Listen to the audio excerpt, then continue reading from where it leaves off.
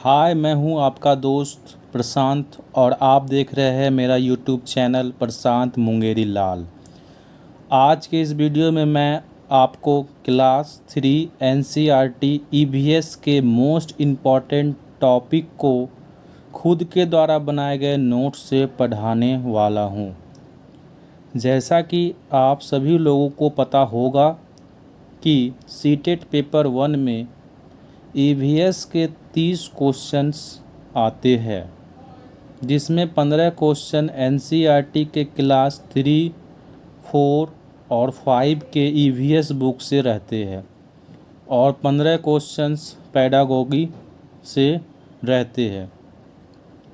मेरे इस वीडियो को देखने के बाद आपको सीटेट के आगामी एग्ज़ाम में 3 से 4 क्वेश्चन ज़रूर देखने को मिलेंगे, इसलिए वीडियो को बिना स्किप किए अंत तक ज़रूर देखें।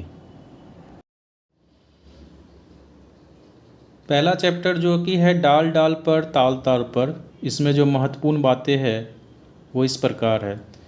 बच्चों को सृजनात्मक गतिविधियाँ जैसे उंगलियों और अंगूठों का रंग लगाकर चित्र बनाना अच्छा लगता है। और दूसरा, जिगसॉ में किसी चित्र के ऐसे टुकड़े होते हैं कि उनको मिलाने पर बहुत दिमाग लगाना पड़ता है। दूसरा चैप्टर है पौधों की पड़ी। इसमें पत्ते कविता के लेखक विजेंद्र पाल सिसोदिया है। मशहूर कलाकार विष्णु चिंचालकर, जो कि इंदौर मध्य प्रदेश के रहने वाले हैं, वे सूखे पत्तों से बहुत बढ़िया चित्र बनाते हैं। तीसरा चैप्टर पानी रे पानी है, जिसके लेखक श्री प्रसाद जी हैं। चौथा चैप्टर हमारा पहला स्कूल। इसमें हम अपने परिवार से ही सबसे पहले सीखना शुरू करते हैं। दूसरा, अनवरी के परिवार के सभी बड़े लोग धोबी का काम करते हैं। ये जो आप लाइन देख रहे हैं, हम अपने परिवार से ही सबसे पहले सीखना शुरू करते हैं, ये बार बार प्रश्न सीटेट में पूछा जा चुका है। पांचवा चैप्टर छोटू का घर। इसमें चूहों के देखने की क्षमता कम परंतु सूंघने, छूने तथा स्वाद वाली क्षमताएं बहुत ही तीव्र होती है। यह प्रश्न भी कई बार सीटेट में पूछा जा चुका है। इसके अलावा स्वच्छ भारत अभियान की शुरुआत गांधी जी के 150वीं वर्षगांठ में शुरू की गई थी। छठा चैप्टर खाना अपना अपना। हांगकांग में सांप खाया जाता है, जहां इसे लिंग हू फैन कहते हैं। कश्मीर में सरसों के तेल में मछली बनती है, जबकि गोवा में नारियल के तेल में समुद्री मछली बनती है। केरल में करी के साथ उबला हुआ टेपियोना खाया जाता है, जो ज़मीन के अंदर उगती है। इस चैप्टर से भी बार बार प्रश्न पूछे गए हैं कि किस देश के लोग सांप खाते हैं या लिंग हो फैन किसे कहा जाता है। इसके अलावा टेपियोका कहाँ के लोग खाते हैं और ये कहाँ पर उगाया जाता है। सातवां चैप्टर है बिन बोले बात। मेरी बहन सुन नहीं सकती कविता के लेखक जीन व्हाइट हाउस पीटरसन है, जिसका अनुवाद अरविंद गुप्ता ने किया है। नाच में इशारे और चेहरे के हाव भाव का इस्तेमाल करते हैं, जिसे कि मुद्राएं कहते हैं। आठवां चैप्टर है पंख फैलाए उड़ते जाए। गिद्ध मरे हुए जानवर को खाकर जगह साफ करता है। कठफोड़वा पेड़ शाखाओं में छेद करती है और टुक टुक का आवाज़ निकालती है। मैना झटके से अपने गर्दन आगे पीछे करती है। उल्लू अपने गर्दन पीछे तक घुमा सकता है। इस चैप्टर से भी बार बार प्रश्न आए हैं कि कौन सा चिड़िया अपने गर्दन झटके से पीछे करती है, कौन सा चिड़िया अपने गर्दन पीछे तक घुमा सकती है। उसके अलावा कौन सा जानवर मरे हुए जानवर को खा के जगह को साफ करता है, और टुक टुक की आवाज़ कौन निकालता है। 9वां चैप्टर है बादल आए बारिश लाए। इसके लेखक हरीश निगम है। 10वां चैप्टर है पकाए खाए। भूनकर, उबालकर, तलकर, सेककर भोजन पकाया जाता है।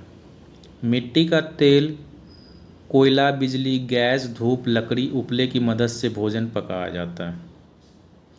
यहाँ से वहाँ। रेलगाड़ी कविता का लेखक हरींद्र नाथ चट्टोपाध्याय है। शिमला के ऊंचे ऊंचे पहाड़ों पर टेढ़े मेढ़े रास्ते हैं। 12वां चैप्टर है काम अपने अपने, जिसमें कोई महत्वपूर्ण चीज़ें नहीं मिली है।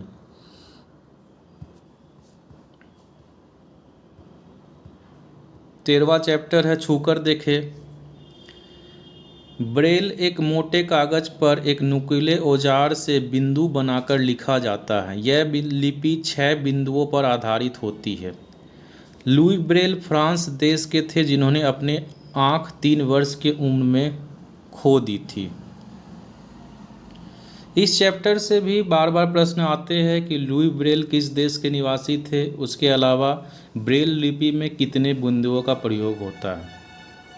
14वां चैप्टर है कहाँ से आया किसने पकाया। कमल ककड़ी कमल का खाया जाने वाला हिस्सा है। सीटेट में इससे भी कई बार प्रश्न आ चुके हैं। आओ बनाए बर्तन। अन्नपूर्णा सिन्हा द्वारा भोजपुरी में रचित कहानी का हिंदी रूपांतरण एक थी चिड़िया नाम था फुदगुदी में किया गया है। मिट्टी के बर्तनों को मजबूत बनाने के लिए उन्हें आग में पकाया जाता है। 16वां चैप्टर है खेल खेल में। लड़कियां एक टांग से दौड़ना, छुपन छुपाई, ऊंच मांगी नीच, गिट्टे, कबड्डी, सपाटू खेलती है। लड़के गिल्ली डंडा, कंचे, अष्टाचंगा पे, पिट्ठू, पतंग उड़ाना खेलते हैं। इससे भी सीटेट में बार बार प्रश्न देखने को मिलते हैं कि लड़कियां कौन सा खेल खेलती है और लड़के कौन सा खेल खेलते हैं। अगला चैप्टर है ऐसे भी होते हैं घर। असम में अधिक बारिश होने के कारण घर जमीन के लगभग 10 से 12 फुट ऊंचे बने होते हैं। ये घर लकड़ी और बांस से बने होते हैं। मनाली में बहुत बारिश होती है और बर्फ़ भी पड़ती है, इसलिए मकान पत्थर या लकड़ी के बनते हैं। राजस्थान के घर मिट्टी के बने होते हैं।